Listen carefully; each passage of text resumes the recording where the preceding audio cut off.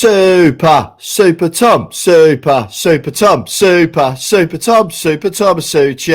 Absolute West Ham United legend, Tomas Soucek, back to save the day. I was hammering on all last week that Soucek must start this game. The absolute disrespect shown to him, not only by our new manager, but by large sections of the West Ham United fan base, has been frankly a disgrace. So to see Super Tom get back in the team and answer his critics in emphatic fashion by saving a point for pretty underwhelming West Ham once again was the highlight of my Saturday spent in deepest, darkest West London. James Jones joins me once again on the We Are West Ham podcast, and we thought, James, it's a bit of a new one for us.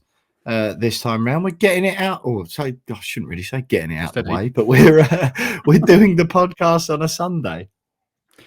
Yeah, so it's nice. Get it out of the way. Free up our Monday evenings for something a little bit more joyous, exhilarating, discussing West Ham. So yeah. Happy days. Yeah. How are you? What's new? Other than locking yourself out of your house this morning, which is quite a feat. Yeah, I've just told you that. Well, I didn't technically lock myself out of my house. I just you did dramatise it a bit more in your text. Yeah, I mean, at the time I wasn't very happy. I was in a rush. I've been in town. It's the Bury 10K today. That's Bury St Edmunds for anyone not from Bury. The Bury 10K. So naturally, and my sister-in-law was running it, so we agreed to go. Naturally, towns round, road closures, or you name it. I walked in early, get some coffees ahead. Lucy drove in and parked on the outskirts of town. And I said, right, well, I've got some work to do this afternoon before dinner or lunch over at your family's. So I'm going to leave after the race is finished and then come back later, the usual. All sounds very sensible, James. Yeah. And then only to get all the way home to realise that Lucy's got the keys and not me. And in that time, you've gone, should we do the pod today? So I'm like, yeah. And then realised that no. So I had to drive back into town. Traffic galore to pick up the keys, to come all the way back, traffic galore. So I'm in a little bit of a tears. I'm a little bit stressed out. But other than that, I'm okay. 21 days sober. Which is... Yeah, well, that was my next question, James, because whilst your predicament doesn't sound great, I don't think it's probably as bad as mine, because I would say 7 out of 10 hungover. After yesterday's exploits at Brentford, had quite a nice day, and then went out for a few jars afterwards with a couple of the West Ham lads. Tom Edwards, formerly of this podcast, his group of mates, which was very nice indeed. But yeah, and I've just had chicken wings for breakfast, James. It's one of those sort of hungover Sundays. It's not great. One of those where you feel like a disgusting fat slob, and your self-esteem levels are at all-time low. That's sort of me today. That's the sort of hangover I'm going through. But here we are regardless. Will Pugh and James Jones on the We Are West Ham podcast once again. It doesn't matter what hardships we're both facing in our lives. We're always here to provide the podcast for you guys. 1-1. James, I've sort of done a lot of debriefing on this after the game yesterday, and the only thing I can sort of describe it as really is just like, meh. It just feels like the season's sort of over already. And I know that sounds a bit dramatic, but I'm just like, well, we're not getting into Europe, obviously. I don't think we'll go down either. And it's kind of like no Europe, already out the League Cup. It's basically like, I don't know, just like I was saying yesterday, it feels a bit like old school West Ham, but like early 2010s West Ham, or basically from what I call the West Ham Dark Ages, but like from after the FA Cup, when Pardew left. I know we had a couple of little half decent runs. Kerbishley was okay, but it just felt like that age where just not a great deal to play for, and the only thing to get excited about is like beating Tottenham away. So yeah, just a bit underwhelming, a bit meh, a bit like a point against an injury-ravaged Brentford, who come 16th last year. No huge real positives, or I didn't see loads of the change that I would have liked to have seen. Other than Soucek starting, I was delighted with that, but that isn't too much. Like that's harking back to old West Ham rather than this new era. And I'm just a bit like not drastic, not like proper kicking off about it, saying it was terrible like I have been in previous weeks. But just a bit like brilliant, a point at Brentford, like proper meh result. Yeah, I mean, don't get me wrong, it's 2 wins in 8 games in all competitions sounds incredibly underwhelming, and it is to an extent. It is a transitional season though,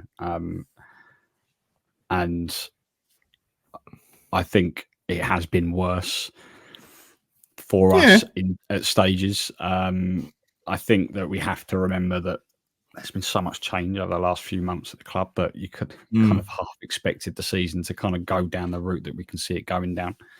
I'm not so sure. And I looked at the fixtures as they go between now and the end of the season, and I kind of wish I'd seen this sooner. But there isn't really a run of fixtures that I can see where you go, right, that's where we pick up the points. Yeah, because you have two games against newly promoted or sort of bottom half of the table clubs, sort of traditional bottom half of the table clubs that you'd expect us to pick up points against, and then suddenly it's Newcastle away, or it's Tottenham, or it's Arsenal, and then you get another couple. You play like Southampton, then you might play Ipswich, and then it's Man United, and it's like, okay, well, we kind of have to expect this season it's going to be incredibly inconsistent. We're going to have stages where we're not going to have a win in 5, and we might pick up a couple of draws in those 5. But I think as long as we're not getting sucked into relegation battle, and we're sort of in and around mid-table, then I think on reflection of the way the start of the season's gone, I think we can probably look back and go, okay, well, that's the transitional season. Let's see how we push on next year. That sounds a little bit silly already looking towards next season when it's not even October yet. But I'm not expecting trees to be pulled up between now and May. Let's put it that way. But next year is the year I'll be going, okay, well, now we've got to push on a little bit. But yeah, I'm not that annoyed or upset about a draw at Brentford. It's our first Premier League point at that stadium, so I'll take that. But yeah, it could have been worse. Let's put it that way. Yeah, I mean, yeah, but it could have been lots better. I just find all of that. You might be right, but I don't know. I just find it really hard to get excited about that. Like all the things you just said about a transitional season, and it's almost like thinking of next year already. It's like, what? Like we've got another 7 months to endure. Like, but at the same time, you know I mean? It's hard to be excited by that. But surely you weren't expecting us to be competing in the top 7, right? Well, I'm just not sure what the point. Given the level of change that's happened, because we've already discussed it a lot over the last few weeks. But new manager, new style of play, 8 new players, excluding Fotheringham, and a new captain, by the way, who's getting to grips with being a leader of men for the first time in his career. There's a lot going on there, mate. There's a lot going on. And part of me would be, it sounds really silly, but I'm looking at Crystal Palace here as an example. Part of me would be a little bit cautious or a little bit suspicious if he'd hit the ground running, Lopetegui, and we'd won our first 5 games in the league. Because look at Palace at the moment. Glasner came in at the back end of last year, won 7 in 9 or something silly like that. They lost to Everton at the weekend. I mean, that's how bad they've got. So this new manager bounce thing, maybe it's a smokescreen for how bad it's going to get eventually. So maybe we're just doing it the opposite way. I don't know. I'm trying to remain positive here, Yeah. Yeah. I think that's the sort of thing. I think the thing that you trying to remain positive, I think is annoying you. Is the annoying thing. It is. Yeah, it is annoying. Yeah. Yeah. And maybe it's the reversal of roles from last season. What's that? The chicken wings aren't helping either, mate, to be Nah, fair. I mean, that's generally no. All I would say, all those elements you just listed, Chelsea have got all of that, and they're even more chaotic got far upstairs. better players and a lot more money to spend on far better players. Yeah, I don't know if like all of their players are far better. Do you know what I mean? Like, we've still got Lucas Paqueta and Mohamed Kudus and Todibo. Juventus wanted great goalkeeper. Like, I don't know. I appreciate they're better, but yeah, I think it's just I'm not like I didn't think it was like abject on the weekend. The early goal was so annoying. It's like, oh, lads, right, Brentford are ravaged with injuries. So they've lost Ivan Toney. The bloke they bought to replace him is injured. Johan Visser and Bryan Mbuemo, their other two main goal threats. Visser's crocked until the new year, and Christian Norgard as well, who's one of their better players. He's out. So, it's only Mbuemo, okay? Like, he's their main threat. Everything goes for him. So just, make sure we've got him sorted. Okay, right. Yeah, you got that, lads? Yeah, nice one. Nice one, Gaffer. Right, everyone ready? Yeah. Oh, and Mbuemo scored. Oh, right. Okay, brilliant. Nice one. Like Brentford came 16th last season with Rico Henry's out as well for them. With lots of their good players playing. They didn't have any of those. And it just feels like if it's going to be any sort of season at all, you pick up points there, particularly the way our other results have gone. But yeah, anyway. What was I going to... Oh, yeah, James. So, obviously, before we get into the minutiae of the game, I did the classic thing last night, and it's a very James Jones thing. It's a bit of a role reversals thing all round, because you're 3 weeks into your newfound sobriety, and I've picked up the James Jones mantle of tweeting after I've had a couple of beers after the game, and this morning I was like one of those where the Twitter notifications flashed up on my phone, and I was like, like the old anxiety gremlins were creeping in. I was like, I don't really think I can face those right now, and so I thought, and also that will make a fun little bit on the podcast later on today. But I didn't do a classic James Jones of the first thing I did in the morning, deleting anything. I left everything up there. I was like, no, I'm gonna own it. But yeah, I was just sort of a little bit annoyed yesterday. I was like absolutely buzzing with Soucek. I think he's an absolute club legend he's been an integral part of the most successful West Ham period of the modern era, right up there with I think that's one of my tweets, Noble, Scott Parker, and I can't remember who the other player I mentioned in there was, but he's like right up there for me as far as West Ham centre midfielders go, and all these fans, right, all the classic, you noticed this a while ago, and it was a really good point you made. All these West Ham fans who go, I think someone went on telly, right, on BT Sport. It was like, all West Ham fans want is someone who gives their all for the shirt. No, it isn't. Absolutely untrue. Because if that were true, every single person would be hailing Tomas Soucek as an absolute club legend. Because no one has given more effort-wise for the West Ham shirt than him over the past, or since he signed, basically. He puts his head in where it hurts all the time. He regularly covers the most ground, not just at the club, but in the league. Like, he's always in the top 3 to 5 for distance covered all the time. There was several things that were grating on me yesterday. And as I was getting a cab back into London after a few post-match lagers, I did a James Jones, and I started sort of tweeting wantonly. Is that a word? I don't know, mate. Again, must be the chicken wings. Anyway, mate. First of all, I'm going to just correct you slightly on this. Go on. The difference between me and you on these sort of beer-driven or beer or alcohol influenced Twitter tirades is that I do it under my own Twitter account. You just log in on the podcast and do it under the podcast name. Well, yeah. Which is, for me, is a little bit of a cop out. Just, mate, put yourself out there. Don't make me look stupid in the process. You're kind of dragging me into it by doing it under the podcast. That's why I delete them, because that's why you didn't delete it, because no one knows actually who wrote it. You didn't, I think I brought this up years ago. You need to start. Whoever's tweeting needs to put their initials in brackets at the end of it, just so people know. Who's the one drunk? Who's drunk tweeting? Yeah. To be fair, the only reason I do that is, well, the primary reason is just because it's a more targeted audience. So everyone tweets about West Ham. I do tweet it and then retweet using the podcast. That's what I do. Just retweet yourself. Yeah, I suppose. But it's it's our podcast, isn't it? It's my podcast as much as it is yours.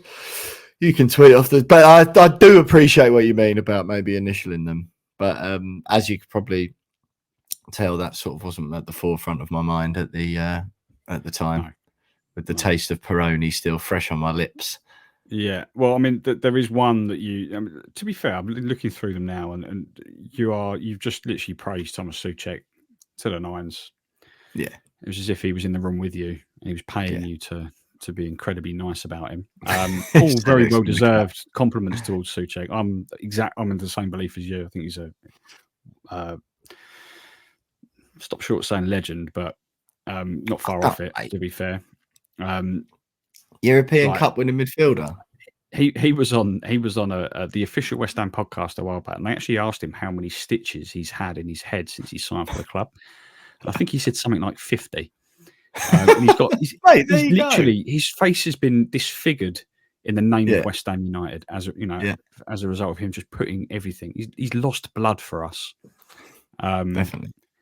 So love him. But the one tweet that you put out yesterday is why we need to do initials, is because I was a little bit like, oh mate, that's a low blow. Very random. It didn't get much engagement. I wonder why. It says the mental gymnastics being performed by some of the West Ham fan base to ensure their previous agendas / statements don't look / sound as utterly deluded as they are / were quite something to behold. And I was reading that last night, sipping on my non-alcoholic IPA, going, what a I'd cheek. Never tweet that. Absolute cheek. Because people must be thinking, oh my God, James is on the beers again. He's Will. Yeah. Not happy. No, to be honest though, and it wasn't, if you're worried that I was aimed at you, it's not really, not directly anyway. It was more at the wider fan base. It did strike me afterwards. I was like, I don't know if James thinks I'm just being schneid there and just talking about solely him. Yeah. I was like, you could have just texted me, mate. Like, it's fine. Could have just added you. Yeah. No, I can assure you, it only occurred to me afterwards that you perhaps fall into that category as far as I'm concerned. But not to the extent like some people are. And it's, and I think it's Twitter that does me, mate. I don't know why I bother. I don't know why I bother. But I was just having a scroll through, and everyone. This is I started the podcast, right? It's not. Don't necessarily feel it was a total disaster, but I just struggled to get excited about yesterday either, right? And what it probably means for the whole of the season. That is, I would consider that sort of in the large grey area. It's not absolutely disgusting. This is the worst performance ever. Get him out, but it's neither that positive, right? But I just find this similar conversation we had about the Chelsea game, and I just find people, because of what they've said previously, you can tell, and who previously ultra critical people, right, are now all of a sudden painting themselves as these really patient, give him time, sort of modicums of tranquility. When, only a few months ago, they were foaming at the mouth if we didn't win games in the right fashion. Now we draw them underwhelmingly, or lose, and it's sort of like, oh, why is everyone being so like, why is everyone getting so angry? It's like, were you looking in the mirror? Look at your own Twitter feed like 4 months ago. What are you talking about? And I don't understand why people feel they have to pretend that it's like really good when it's not. Like, you can just say, that was quite rubbish. That was a bit underwhelming. Like, it doesn't have to be either or, but there's loads of like in order, and you could just recognize the old accounts who are, particularly poisonous or just loud about Moyes out.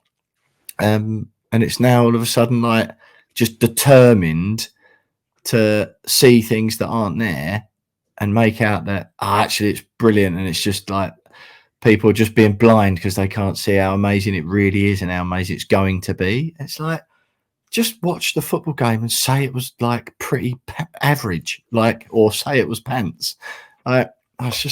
It's doing my head in. And the Soucek thing as well, all these people calling for change, and then it's like, and we're relying on him, and people making out like, like he's not, like he doesn't put everything on the line for West Ham, and always has done, or that he's not a better option at present than Rodriguez or Soler, for example, in the starting lineup. Like, so you can say that even if you don't want that to be a long-term thing. At the moment, you want Soucek in there. I think on your first point, I don't recall anyone saying, I haven't seen anyone go, "This is brilliant." I think those that well, no, I've never said this is brilliant, but I think those that, and I include myself in this, those that are willing to be a little bit more patient with things are those that understand the transitional situation that we're in and all the change that's happened, and the fact that it's not going to click straight away. It doesn't happen straight away with everything taken into account. So we're quite willing to go, all right, it's not perfect, it's not great, slightly underwhelming, but the 4 games we've lost out of the 8 games we played against 4 of the top 5 in the Premier League at the moment. Had we lost to Fulham, Brentford and Palace as well, you go, okay, well, no, this isn't good. But those games we've lost to are clubs that you'd probably half expect us to lose to at some point every single season. What, Villa, City, Chelsea? Yeah, that's fair. And Liverpool, yeah. If you include the Liverpool game as well. Right, yeah. And we get battered at Anfield every single season. So that I'm exactly just pretending that never happened, to be honest, mate. Yeah. And then the second point about Soucek, I think a lot of that was born out of the fact that we'd signed 2 midfielders this summer, and people going, right, okay, well, maybe we've got a little bit of an upgrade on Soucek. Turns out that maybe Soler long term is. We don't really know. We've not really seen enough of him. My hunch is different, that probably not. Different player. We know already that Rodriguez isn't. But I think a lot of people take it a little bit too far, and this is society in general. The moment people don't like something or want to see change in something, they start getting a little bit. What's the word? They start getting a little bit. Negative's not the word. Abusive is not quite the word, but along the same lines. And immediately decide that that's not what they want, and they're against the old, whatever it is, the old midfield, and they, because we bought 2 new ones, they have to play them, have to play them. They also look at Soucek and go, well, he's big and gangling, he's not the most glamorous, and he can barely pass a ball. So therefore, he doesn't suit West Ham long term. He's a David Moyes player, and it can be further from the truth. Yes, okay, he could be better at passing the ball, but he makes up for that with goals like he got at the weekend, and him arriving late into the box and covering all the ground that he does, and being a lot more industrious in the midfield than someone like Rodriguez, who just like putting his foot in. And I didn't see. I saw he played 90 minutes against Brentford, but I was a little bit frustrated to see him in the starting 11, even with Alvarez. Oh, mate, me too. I wanted to see Soucek and Soler. Yeah. But yeah, I think that's it. A lot of people just saw us sign 2 central midfielders in the summer and gone, right, okay, well that's one player in the 11 that will remind everyone of the David Moyes era, and a lot of that criticism has come from those that wanted Moyes out. Like, Not so much those that wanted Moyes out because they felt like it was probably time. It was probably like naturally come to the end of his cycle. Those that were quite loud about it and very disrespectful towards the man and very sort of like screaming into their cameras and sort of being very angry about unhinged and deranged. Unhinged and deranged. I actually saw one. I'm not going to name him because people will know what I'm talking about probably, but I won't name him. Very well known West Ham personality on social media was probably the loudest David Moyes out person.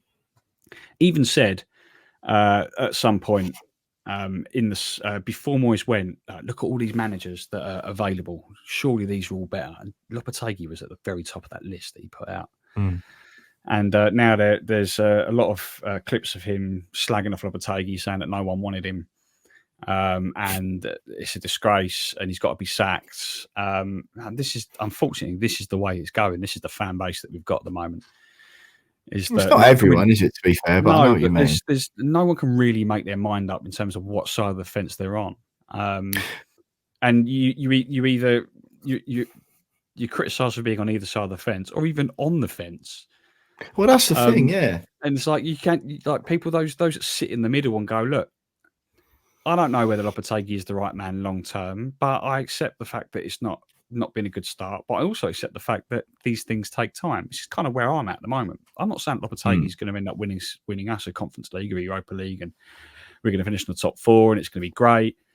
But that is sort of the point, isn't it? Like that is the point. That's otherwise, what's the point of changing manager? Like that's what we have proved we could do.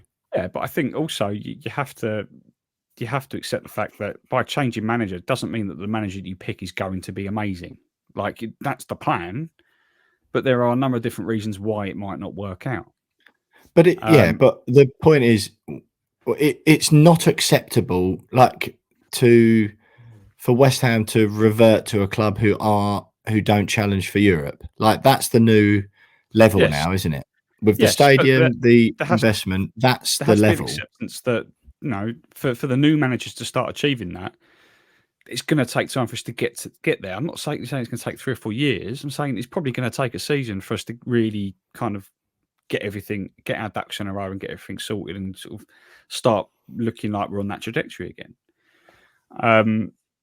If it was guaranteed that we were going to improve every time we changed the manager, or any club was going to improve to change the manager, Tottenham would have won loads of trophies by now. They employed Jose Mourinho for crying out loud, couldn't win a trophy under him. So, Conte didn't win a trophy at Tottenham, and it took like Arteta 3 years 5 years, I think, to even get Arsenal looking like they were going to compete. So I think we have to be a little bit more realistic on that front and go, okay, it's not perfect, but we've got to be a little bit more patient. I mean, Veruca Salt was more patient with Willy Wonka, for crying out loud. It's getting a little bit silly. That is really rogue. You've watched that with Harrison in the last week, haven't you? Surely. No, last month, I think. How's Veruca Salt just popped into your head? I actually read it in an article. Did you? She's just she was the spoilt one, wasn't she?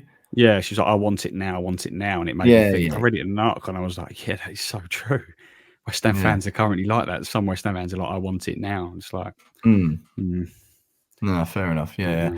I think, it obviously does happen like that sometimes. But, anyway, I think, just quickly then, do you disagree with me that Tomas Soucek's up there with Parker, Declan and Noble as, like, best CMs of the modern era?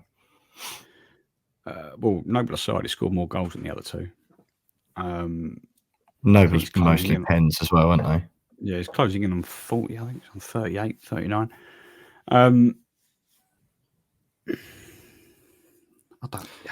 I don't think he's, in terms of stature, I don't think he's up there with Noble yet. How do you mean? I would, in terms of stature, in terms of, I would put Noble ahead of Soucek. But Tomas Soucek is a better footballer than Mark Noble. who's a better central midfielder? I know they're totally different. I think that's why people probably find it a bit awkward. Because he's a different style. You're not really comparing apples with apples, I suppose. But yeah, and the same thing with Declan Rice. Two very different midfielders, and both of them played very well together in that West Ham midfield for 3 years. Yeah. I don't know. I think when he eventually leaves, people probably look back on him and go, "Yeah, he's probably out there." At the moment, I don't know. I mean, you look at Scott Parker; he's won three Hammer of the Year awards in a row. Again, he was playing in a terrible team, wasn't he? Legacy slightly tainted when he pushed for a move to Spurs, but massively tainted actually. But yeah, Arsenal, Declan Rice, very similar. Won us a cup. No one's done that for 40 odd years. But at the same time, massively tainted to push for a move to Arsenal. I would put him. I put him above Declan Rice. Really? What? As in? Are we talking about quality? Or are we talking about not ability? Yeah, no. Ability. I mean, Declan Rice is top of all of those four. Like you put him above Declan Rice. Yeah, I mean, he hasn't left for a rival, has he? Like, no, he stayed at the club. I mean, not yet. Man City could come in for him next season. You never know. They could. That's very true. They could, and I wouldn't begrudge him a City move. To be fair, he deserves it. Yeah, he does deserve it. He could be the Rodri replacement, couldn't he? I don't know. I mean, maybe after he leaves. I mean, I think he's played 215 games and scored 39 goals, which is some return actually for what he does for the team and what he's there to do in midfield. Combined with all the ugly stuff he does, yeah. No, I think he's absolutely brilliant, and I'm just a bit bored of that. Like I've said this before, I just think the fan base is changing, and I think as a fan base, when I'm only 32, but when I was growing up, West Ham fans treated players who gave their all for the shirt really well. Like Carlton Cole, for God's sake, I mean, come on. The bloke's basically considered a bit of I know he's more of a cult hero than a legend, but fans absolutely love him. They were singing the song again recently, I think it's Fulham away. Fans absolutely love him because he tried hard. He was pretty pants, wasn't he? He had a couple of purple patches, but on the whole, he was pretty infuriating to watch and pretty pants. But he tried his socks off. Up there alongside Antonio is one of the most frustrating players to watch in a West Ham shirt. Oh, mate, Carl Cole's different level to Antonio. He was incredibly frustrating. Both Antonio more so now, but at least at his peak, Antonio was mustard. Carlton Cole was at his peak the entire time he played for West Ham, and you'd be pushed to call it a peak. But he tried his little socks off, or big socks probably. So now that's what fans appreciate, and that's just really changed now. And I sort of find this schneedy, just schneedy disrespect towards a player like Soucek, who's clearly a decent bloke, loves the club, works his thingies off. So I was really proud when the whole away end was singing Super Tom. And did you see the tweet Soucek put out as well? Yeah. He was all week in the Czech media, they've been writing how our West Ham fans don't like me anymore. And I think that today showed it couldn't be further from the truth. It's I wanted to broke my little heart. Bless him. What a bloke. Honestly, it really does my nut in. It annoyed me with David Moyes as well. And I think that's what I mean about the mental gymnastics. It's just everyone just screw their heads on a bit. I know I can already sort of hear people. I've had a few messages before about going, Will, you seem to hate the West Ham fan base. I don't hate the whole thing. There's loads of people who think and feel exactly as I do. I get lots and lots of messages of support and stuff as well. But I just find, and I don't mean everyone, because there's still loads of people the same as me, but I just find this sort of I don't know, it's just different, isn't it? I think so many people of our age, James, and older, would have given their right arm for the success we've had and what we've had in the last 3 or 4 years or whatever.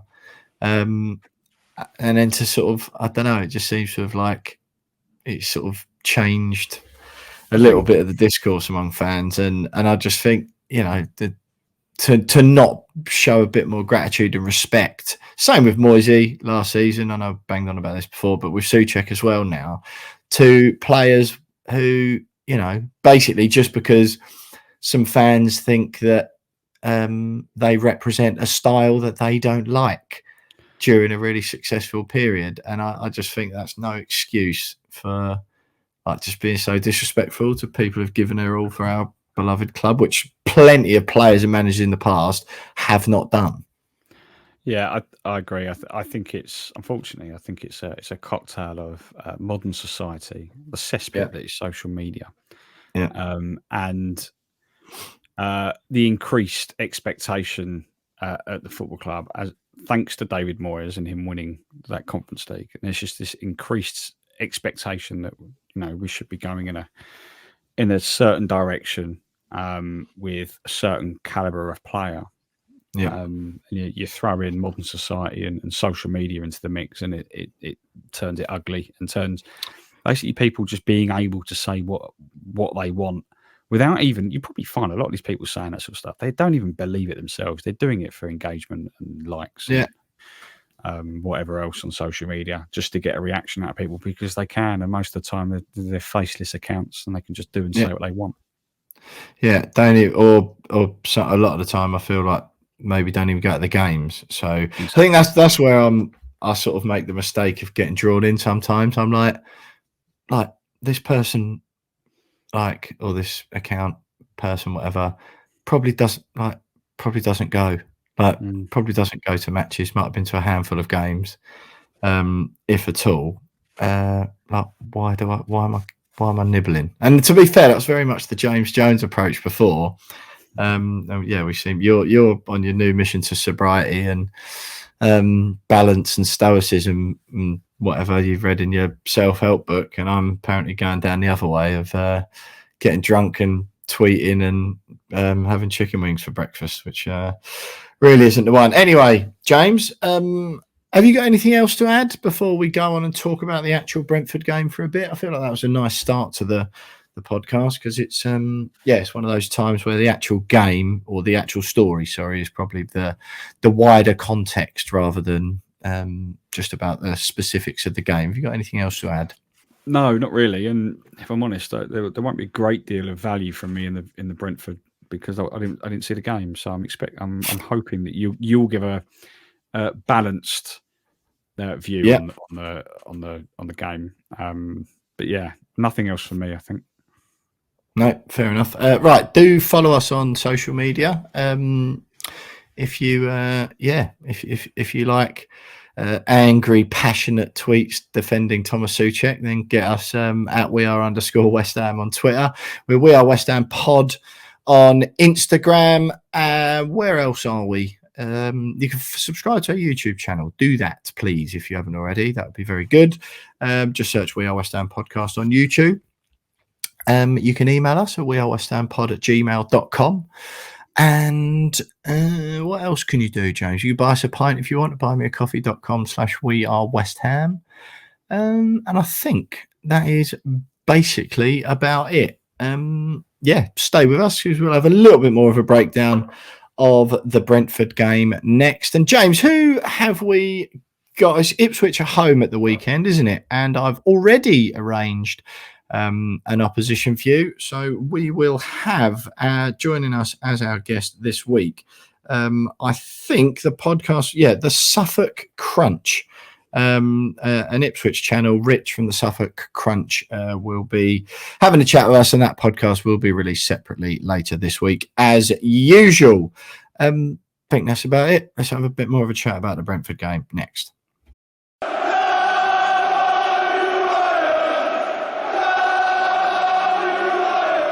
Right, James, we always tell people to follow us on socials and get involved in the comments or the DMs or whatever. We've had a couple this week. Long time and regular listener Darius Burrows messaged at 3:10 yesterday. So it would have been 1-0 down already from Bryan Mbuemo. And he messaged and said, I sincerely hope Sullivan is calling Moyes right now. I'm ready for Moyes 3.0. Hashtag sorry, not sorry. Thoughts? Everyone knows my thoughts on this. Like, I don't need to go over it again. Just have a little more patience, Darius. It'll come good, mate. It'll come good. I hope. Right. Okay. Yeah. Cheers. Cheers, Darius. Also, Mulligan's Irons, who messages the podcast on the reg. Nice to hear from you again. A couple of messages yesterday. He said on Tuesday night, this was right. So before the game, he said, why is there talk on fan pages about sacking Lopetegui? 3 losses in the first 5 isn't uncommon for us. Came against Chelsea, Villa and City. I'm not sold on him, but to call for a manager's head after this start to the season is a bit much. Wait till November, see if his philosophy's coming through.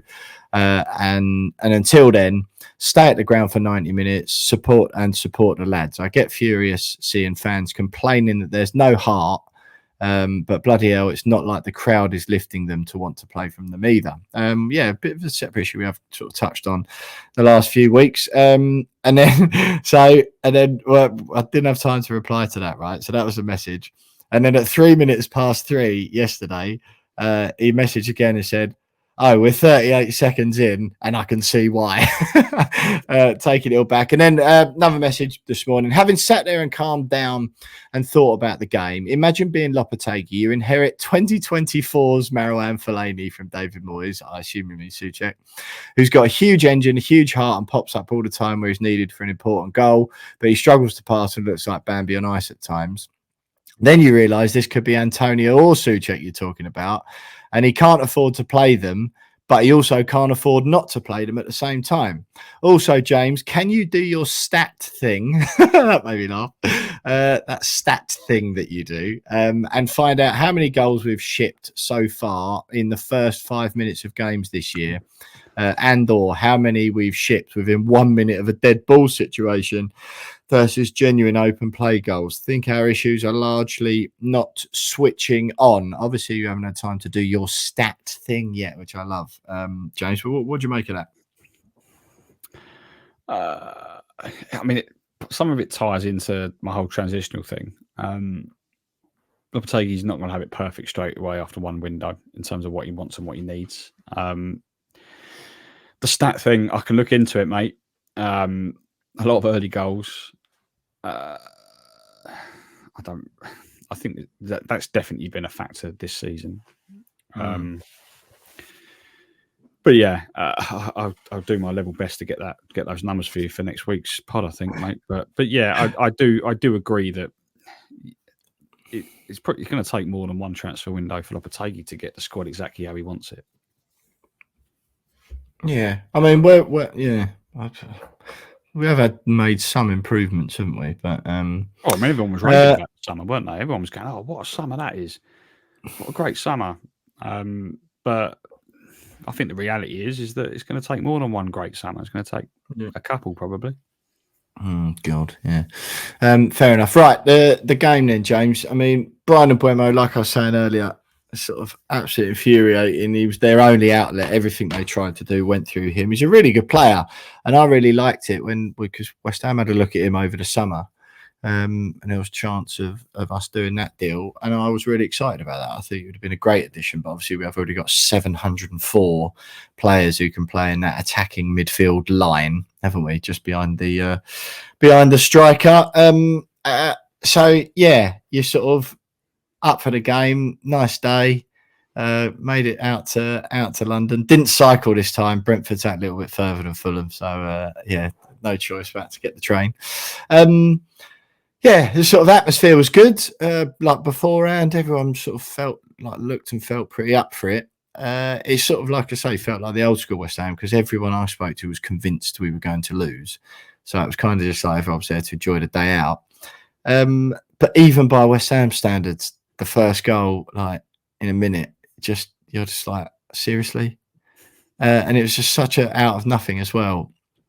Balls sort of bouncing around. Tadibo, I think it was, did well to get his head on one of the interceptions.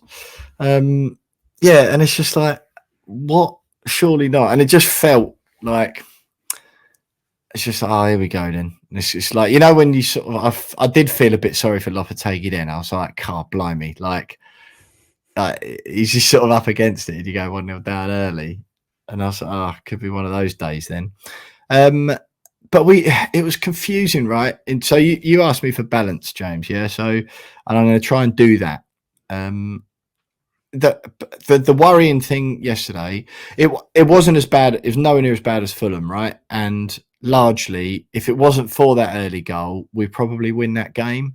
I did still see a little bit too often, or more often than I'd like, but I think I'm going to have to get used to that because of this high line we're trying to do of our defenders sprinting for their lives back towards our own goal line. Tadibo was very good yesterday. He got man of the match. It's been a toss-up between him and Soucek for me, but he was very, very good. And I don't think, you won't see, like, he's better than Mavropanos.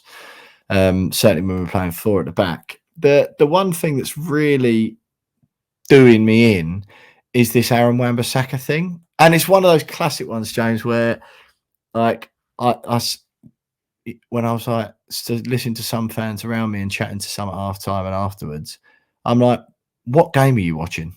Like, what game are you watching? They're like, oh yeah, Wan-Bissaka, half time, Wan-Bissaka's one of our best players. I'm just like, I don't know how you think that. Not the case at all. But the worrying thing yesterday, before we get onto the positives of the second half, was that, like, that's obviously sort of there or thereabouts bar Antonio, like the starting 11 as it should be pretty much, or that certainly that Lopetegui wants. And it wasn't working at all. And I also think Kudus is being quite overrated at the moment. And I think it's because he sort of picks up the ball and he like dribbles and takes it around a few people and he's strong and all that sort of stuff. It's good, but it isn't being converted into end product at the moment. Like, he's still there. He wants to be there for sort of goals and assists. Paqueta had another weird game yesterday. Yeah, don't know. Just sort of head doesn't seem in it. Yeah, he's just sort of doing some stuff, just a bit almost because he's so good. You feel like when you watch him make mistakes, you sort of think he's sort of being lazy rather than because you know how good he is. It's like, well, you don't do that. Like, if you're really switched on, you don't make random passes like that to nobody. So he wasn't very good. But I say the worrying thing is that starting system is clearly the formation he wants to play with, pretty much that personnel bar Fulkrug, you'd have thought. Didn't work, and it just looked clunky and a bit rubbish. Rodriguez again, on the ball, fine. Off the ball, nowhere near it. Like, on several occasions again, late to tackles, not shutting down quickly enough, sort of weak in duels. Just like, yeah, just not at it. And the whole fan base the whole away end seemed sort of on the like agreeing on that point. And yeah, so but then at half time when those subs were made, like Emerson come off, and Mavropanos come on, Kudus come off, and some of it. No, Soler, sorry, that was it. Yeah, and everyone's like, "What the hell are you doing here?" And then he sort of went. It was a weird thing. He went to 3 at the back, like 3 centre backs, and Mavropanos, Tadibo, and Kilman. And then Wan-Bissaka as sort of like a left wing back. And like Mavropanos, you could almost say he was playing right back, but it was more of a right. We're having three centre backs, and then so technically Mavropanos was a right back, and then Wan-Bissaka is this weird left wing back thing. Bowen dropped a bit, and everyone was a bit confused, but it worked loads better. And we did look better. Obviously, we got the goal, and we we just had more of the ball, looked a bit far more in control. Again, frustrating because we didn't really create much. Beyond the goal, obviously. A few examples of players getting in good positions out wide. And weirdly, Aaron Wan-Bissaka did slightly better in that position in the second half. But what I find confusing is that if you ask anyone, right, Man United fans, Palace, or just a football fan, to sum up Aaron Wan-Bissaka, it's, really, really excellent defensively, not that good going forward. So Lopetegui appears to have gone, right, I'll tell you what then, we're really going to use you going forward and leave ourselves exposed on your side defensively. It's like, why have you done that? Soufal was good going forward last year, wasn't he? Few load of assists and all that, and people criticise him defensively. It's like, what's going on here? Wan-Bissaka confused me a little bit, but Tadebo's good. But my point being, James, is that it's sort of worrying that it's good that he changed it, and that change when everyone in the away end was like, "What the hell are you doing there? They're the weirdest subs ever." And that produced good results. I think more the worrying thing is it's like you got to figure it out from the start, because as we saw against Chelsea, when we come up against teams that aren't Brentford, you can't afford to have an off 45 minutes because the game's over then. It just needs to figure it out from the off, really. Yeah, I agree. Even the Chelsea game where by the time we'd made that change with Rodriguez coming off for Soucek, we looked a lot better after he made that change in the first half. The positive is that he's not scared to make those changes, if it's not working. But you're right, he has got to start getting it from the off. And I'd be very surprised if eventually he didn't, because there's now 2 league games in a row where he's been forced into making substitutions at, I would say half-time subs is an odd time to make a change, but it's odd time to make 2 changes like that. It needed doing, but yeah, you're right. Yeah, but he's had to do that 2 games in a row, and he came out after the Chelsea game and said it was his mistake playing Rodriguez in the midfield. Full stop. Which is why I was so surprised to see him again against Brentford. But yeah, I like the fact that he's not scared to change it if it needs it, even if it is in the first half. And both those times he's done that, it's tended to work. It's just the final third at the moment. But with that Wan-Bissaka thing, he's definitely being told to do that. And whoever's playing... Oh, yeah. Because against Liverpool, a couple of times, I saw Aaron Cresswell drifting inside into midfield a couple of times. Yeah. I'm like, where are you going, Aaron? You're miles away.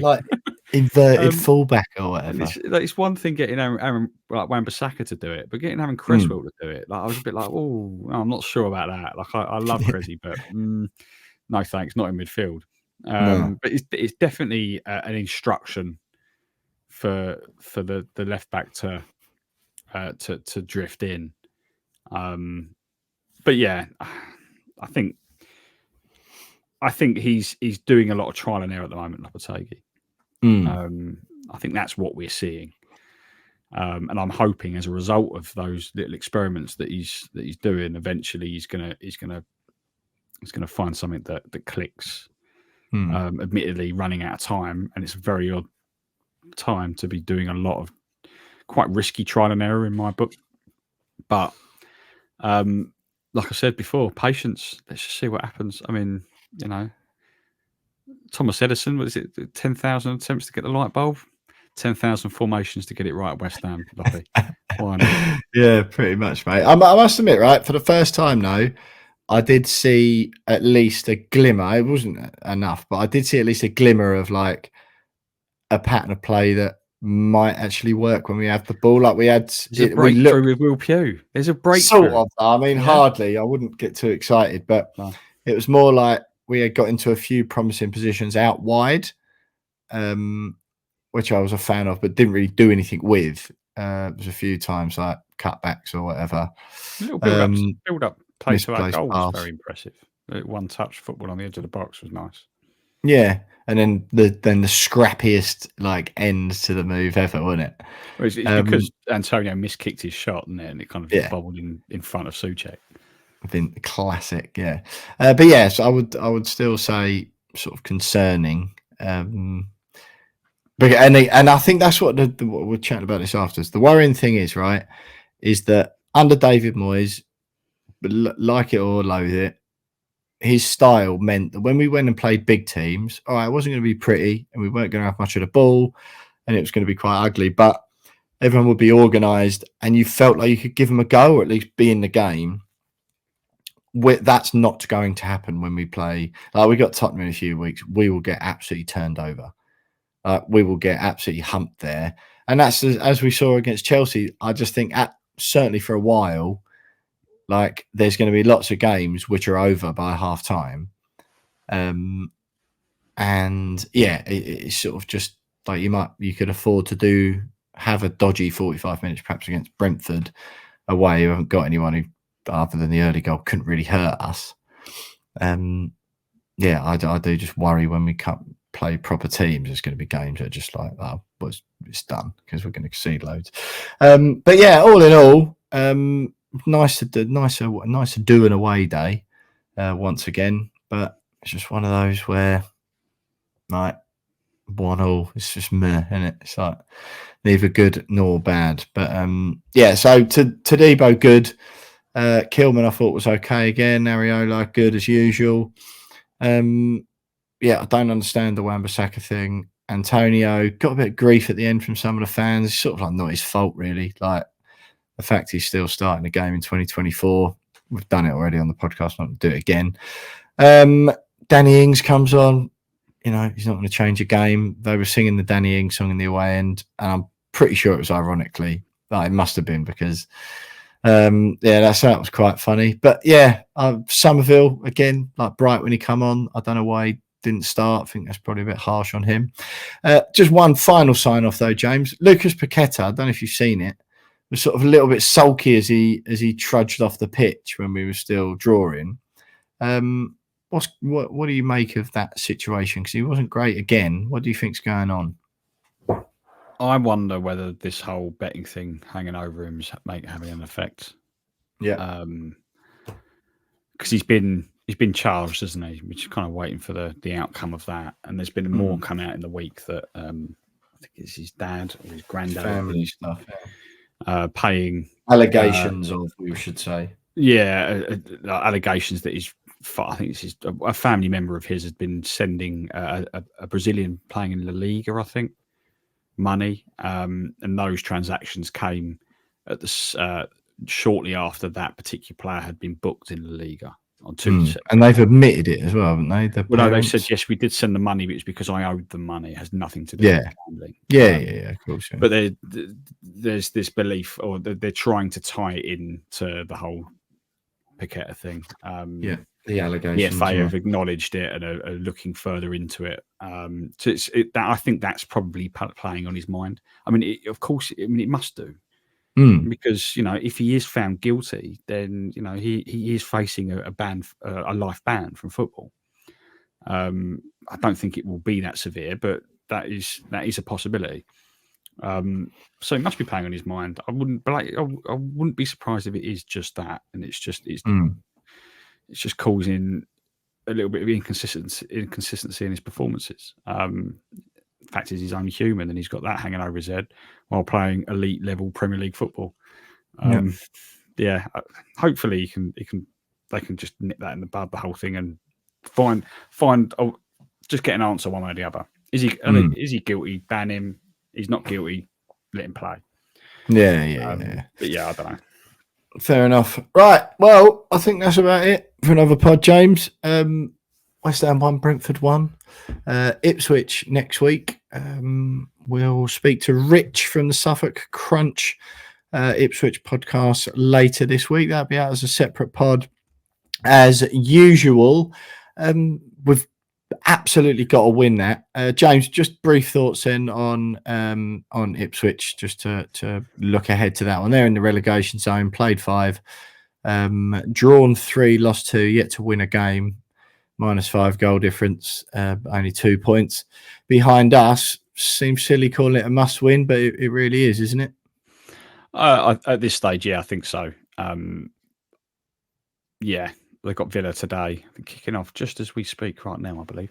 But it's my local team as well, Ipswich in Suffolk. So